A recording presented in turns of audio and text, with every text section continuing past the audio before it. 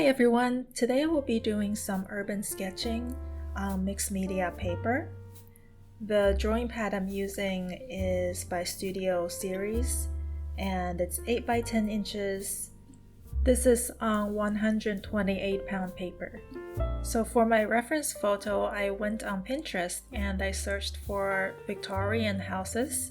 This was the first house that came up on the top left. It looks like it has some kind of filter applied to it, but that doesn't really matter. It's still great as a reference photo. So first I'm just doing the pencil sketch. For this painting, I'm using pencil and then I will be using the Winsor & Newton 14 color watercolor set and the number 5 micron pen. I also used some colored liner pens for some of the other details in this drawing. I have listed the links to where to find them in the descriptions below. I'll talk a little bit about my process. I think most of it is pretty straightforward. First, I lay out the outline with my pencil. I'm probably going into a little bit more detail than I would have liked to, since I just recently got into urban sketching. I know it's supposed to be a little bit sketchier than how my paintings ended up to be, but I do enjoy the process. I think for the next one, I might not do as much sketching with the pencil, and I'll save more of the detailed line art for the pen.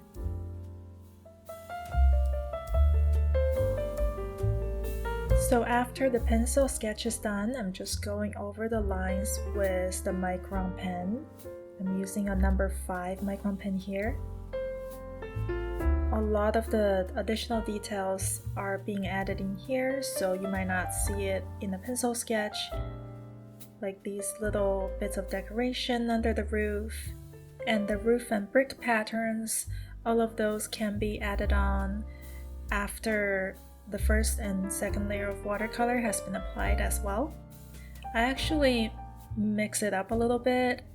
I might do most of the line art and then apply watercolor on top of that, and after maybe 1 or 2 layers of watercolor I can do more details with the ink pen.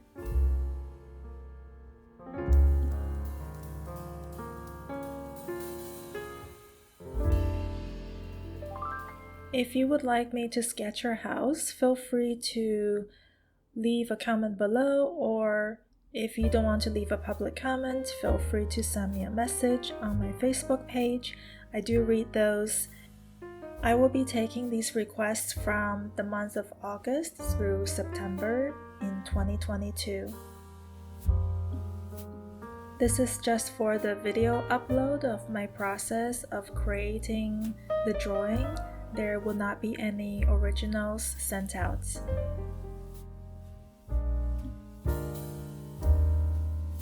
I was actually quite happy to find this particular reference photo because I think for most houses they're usually wider than they are tall, and for this sketchbook that would be a little bit difficult to fit in, or if I do, it would only take half of the page and it might look a little awkward.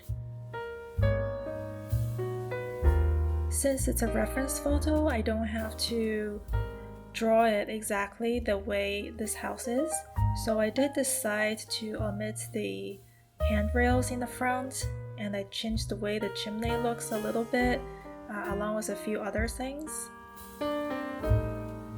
With these drawings, you really don't have to draw them exactly as is. You can take some artistic freedom,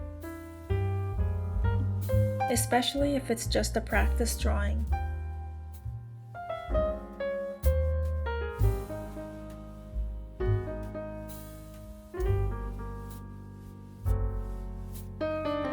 So I'm just about done here with the line art.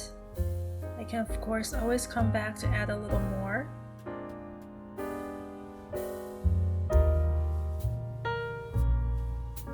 Now I'm just starting with the first layer of watercolor. Here I'm just choosing to get it as close to the original reference photo's color as possible.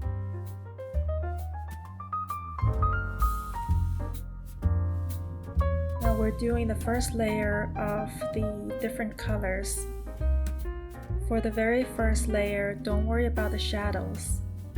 We're just layering down the basic color.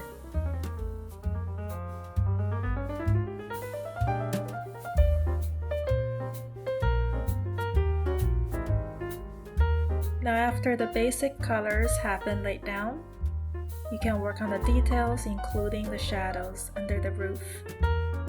I'm using some thick lines here to indicate that there's a curtain behind the window. In the reference photo, some of the windows are a little bit darker than the others. You don't always have to paint them that way, so I think in a painting like this, it might look a little bit better if most of the windows are about the same color.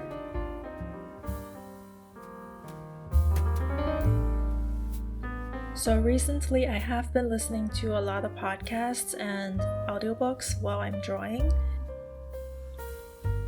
One of the topics that came up recently is the idea of the fixed mindset versus the growth mindset. And most of you have probably heard about this one.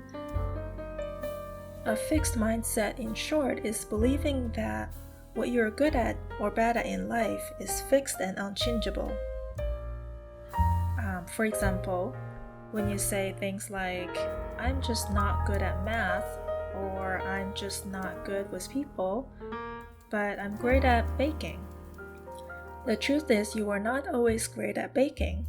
You weren't born a great baker, and you probably weren't baking amazing pastry at the age of 2.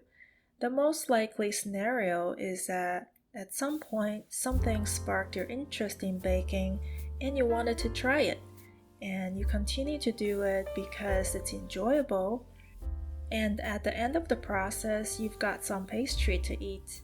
So it's a win-win. You don't think about how much baking you're doing until you've baked so many things that you've gotten pretty good at it. Okay, I'm at the point where I'm adding some texture to the roof.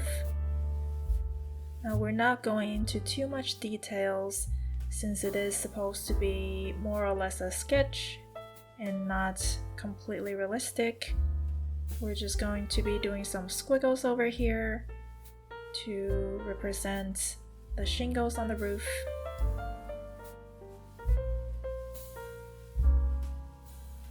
Same thing with this little bit under the roof. So to continue, the growth mindset is believing that your various traits can be developed with enough time and practice. People with a growth mindset will say things like, I don't know how to solve this problem yet. For example, maybe I can't bake at this very moment in time, in which case I might say something like, I currently don't know how to bake yet, instead of, oh, I don't know how to bake, because that feels very final, like you can't change the fact that you can't bake. And I feel it's very similar when it comes to art and my experience with getting better in painting and drawing.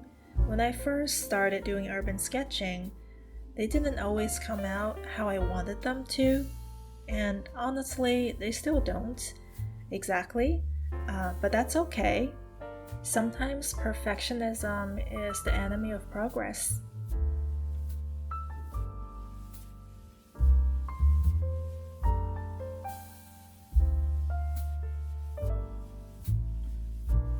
I'm using a red liner pen to add in some of the brickwork details in the doorway. For the brick details on the outside of the wall, I'm starting out with horizontal lines, and once I'm done with these, I will be adding in the little vertical lines in between. And that should give you a nice brick pattern like this.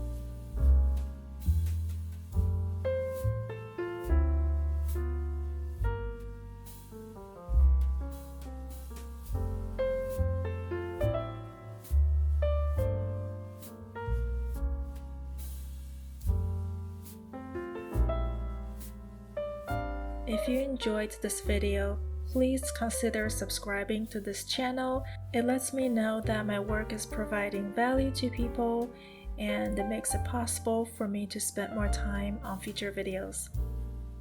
Thank you so much for watching. Until next time.